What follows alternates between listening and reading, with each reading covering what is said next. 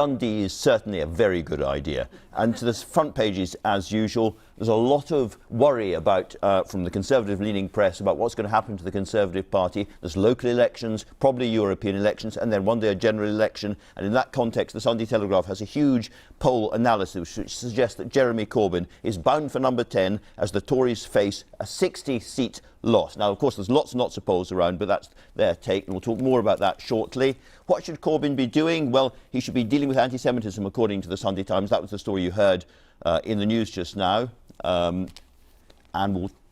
Corbyn. Corbyn is on every single front page, virtually. The Observer. Corbyn told to back a public vote or lose Remainers. That, again, is looking at the European elections. It's Richard Corbett who leads the Labour MEPs in Brussels, and he's saying there must be a really clear commitment to another referendum or we'll lose votes in those elections. Lots of other stories. The Mail on Sunday has a very interesting piece here about Shamama Begum. You may remember the woman who was arrested, the so-called jihadi bride, said she had done nothing wrong. They claim that she was actually sewing people into suicide vests as part of her activities out there in Iraq. Lots to talk about, but let's start by talking about the overall political picture.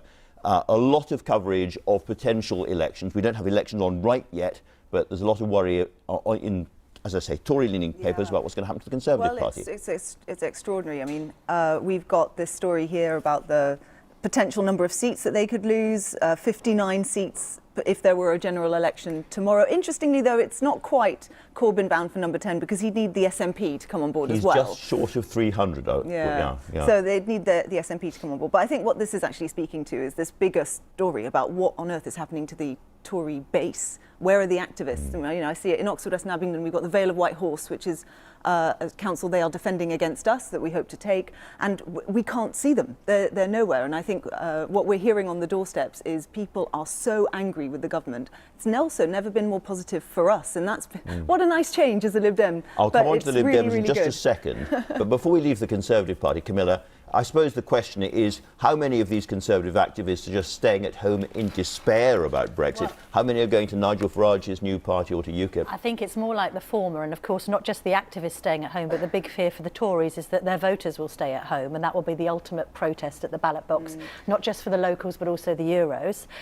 Suggestions here that you've got association chairman again willing Theresa May to stand down, and this growing tide now, Theresa May's downfall is depicted here in a graph, and it's only going in one direction because it's not just grassroots and activists that now seem concerned. There's been polling to suggest that more people, having seen her as being resilient and a trooper, more of the public now would rather she stood down than remain in place. And I think when it comes to her personal approval rating, that's serious for number 10, because before she had got quite a lot of support simply by keeping calm and carrying on. I think the tide's turning. She was Mrs. Dogged, and she's got another 6 months, of course. But there's talks of all sorts of plots going on in the Conservative Party. And among those staying at home during the European elections, it was reported this week, is a certain Mr. Boris Johnson, who doesn't want to contest them because he thinks they're ridiculous. Well, I think most of the Brexiteers think that they're ridiculous. Why are we here fielding candidates in European parliamentary elections after we were supposed to have left? I think the ludicrous nature of that isn't lost on voters either, who are scratching their head thinking, what on earth are we doing here? Helen's a story on the front page of the Sunday Times, we'll come to that one in a second, about Labour and anti-Semitism, this leaked tape of Jeremy Corbyn. But what he's actually saying is there's a problem that I must deal with. I don't see that it's a terribly damaging thing for him, is it? No, I think people would like it if he had said more openly and more often that there is a problem that we need to deal with. You know, that has always been the kind of charge against him, is that he hasn't taken this issue seriously enough. That recording seemed to come out of a meeting with Margaret Hodge, the veteran Labour backbencher. And I think that, you know, this story goes on and on and on. It is a running sore. And I think one of the things that is really important for Corbyn to do is meet the community leaders and be seen to be tackling it.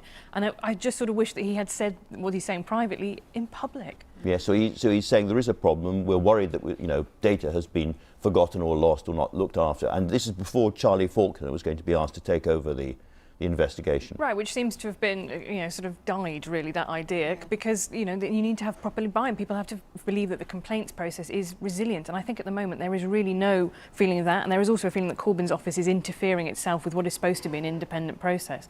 And that's one of the same problems. It comes up with sexual harassment in Parliament as well, the idea that who is really independently assessing these things, that how much is that happening at arm's length, and how much of these often are political decisions rather than ones that are taken on the facts. That's now been taken out of out of parliamentarians' hands as it should, and there's an independent process which I helped to set up, and I actually have faith in that. But in terms of faith in Jeremy Corbyn to tackle anti-Semitism, and I've spoken out about this, I'm a Palestinian MP, a lot of the people who are, spouting this stuff are doing it because they want to to speak out for Palestinians, and that's brilliant, and boy, do we need that. But I've said it before, and I'll say it again, you can be pro-Palestinian and also not stand for anti-Semitism, and the two can exist together.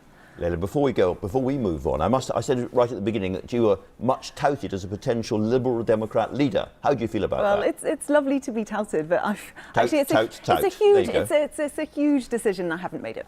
Haven't made yet. Okay. And what about the Lib Dems with all these elections coming? To be very polite, you've been quite quiet as a party recently in terms of public coverage and so forth. We've got local elections, European elections. Are we going to see a step change? Absolutely. So I think actually these local elections are a great opportunity for us. As you probably know, Lib Dems love an election. I was out putting up stake boards yesterday morning. It was great fun. You're a funny lot. I love it. I absolutely love it. But what I will say is on the doorsteps, it is so positive right now. I really hope that, and this is a chance for us, and I think we saw some green shoots in the locals last time. We've got them coming up this time, some big councils that we might be able to win on a good day. We should make a few gains, but actually we've got the European elections coming, and a vote for the Lib Dems is a vote to stop Brexit, and we've got a very simple message there. Okay, well, let's turn to another big story this week, which is Julian Assange pulled out of the embassy, looking like somebody said Leo Tolstoy being removed from his dacha. It's very flattering. I know. Well, it's an extraordinary piece here by James Ball, who used to work for him, basically saying that it's this hubristic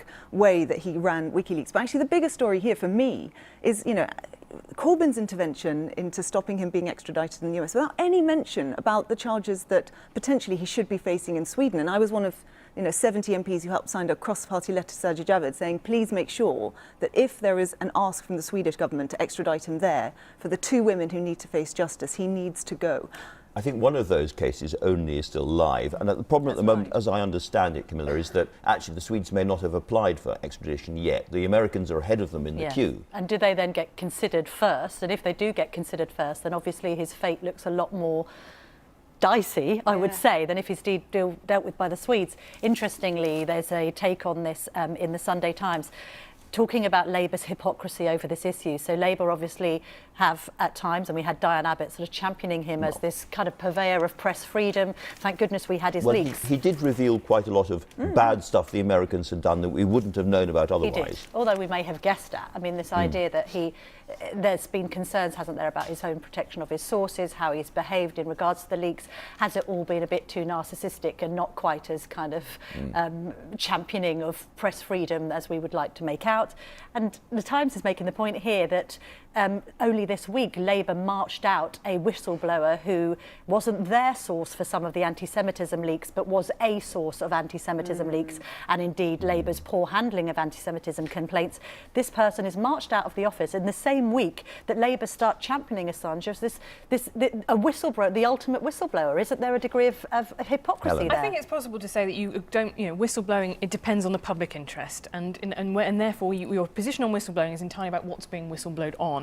And I think in the case of Julian Assange, the embassy cables, the Iraq war logs, collateral murder, the video of journalists being killed, all of that defensible, the work with The Guardian, New York Times. What disgusts me about this, and it feels like history repeating itself, and Jess Phillips makes this point here in The Observer, is the way that women and their complaints are kind of always seen as secondary. We'll get to feminism once we've done the real politics. We'll get to dealing with sexual assault allegations when we've sorted out all these other things. And, we had all these big conversations after the Me Too moment about whether or not due process was really being respected, the court of public opinion. And I totally take those on board. And what we need is the court of the court. There is a formal process for settling whether or not these allegations against him are true. He should go to Sweden and answer them. Yeah, and we've only got a limited amount of time for that to happen, and that's the point, isn't it? One other big story this week, I think will be very big tomorrow, are these so-called Extinction Rebellion protesters who are determined to bring all of central London to a halt. There's a piece in the Mail on Sunday interviewing, going undercover and talking to them, all the rest of it. The question, I suppose, is this basically the same group as were involved in Occupy, you may remember, after the financial crash. Well, or is this a totally different that piece organisation? suggests that some of the organisers are the same people. But the two aren't, the Extinction Rebellion is all about making sure that we finally put climate change top of the agenda, of the political agenda. And boy, does it need to happen. And, we've seen young people come out in protest. This is something that really should be right there at the top, and it's not. So actually I have some sympathy for what they're trying to do. But that sort of anti-capitalist movement, actually there's a point about that. If we're not going to decarbonise our economy, if we're not going to do capitalism differently in a way that delivers, this is why the Green New Deal is so popular, then that's when we're going to face a problem. We've got to change fundamentally how we do it. Enough, No, absolutely right. No, nor is plastic bags, straws, cotton buds, it's all, these are small things. What we need is systemic change, and that's what they're talking about. I have some sympathy. But you have this whole kind of post-Blue Planet revolution in this country where I think UK citizens are doing their level best. There's been a huge campaigns in the media about anti-plastic, trying to behave better. I appreciate the more macro picture of national government doing more, and yet still worldwide 90% of our rubbish isn't recycled. So there is this sense from general public point of view, who are going about their daily business, trying to put things in the right bins, being thwarted by people who, I appreciate the Mail on Sunday loves to expose the kind of middle-class trustafarian past of a lot of these activists, but there is a bit of a sense of irony. There are normal people going about their daily business trying to be good, and yet these people basically trying to stand in everyone's way and cause mass damage. But this is about making people stop in the street, as it were, and think differently, and therefore what they want to do is cause as big a jolt to daily life as possible. But people are thinking differently. People have been thinking, my children think a lot differently to our generation. Like throwing a baked bean at a rhino, as I think Patrick Moore once put it. Very, very quickly, the other thing people are going to be talking about early next week is Game of Thrones. Yes. There's a piece Do in the you Observer. speak Valerian, Andrew? Because I know you love Game of Thrones. Wow. I think that might be speaking some sort of Tolkien language, but yes, basically there's a linguist, an academic, who's saying that he's managed to get together 2,000 Valerian words, and apparently 100,000 people in the UK have signed up to learn Valerian, and that's more than learning, I'm sorry to tell you this, Scottish Gaelic. That's outrageous. On that terrifying, outrageous note, thanks to all of you very much indeed.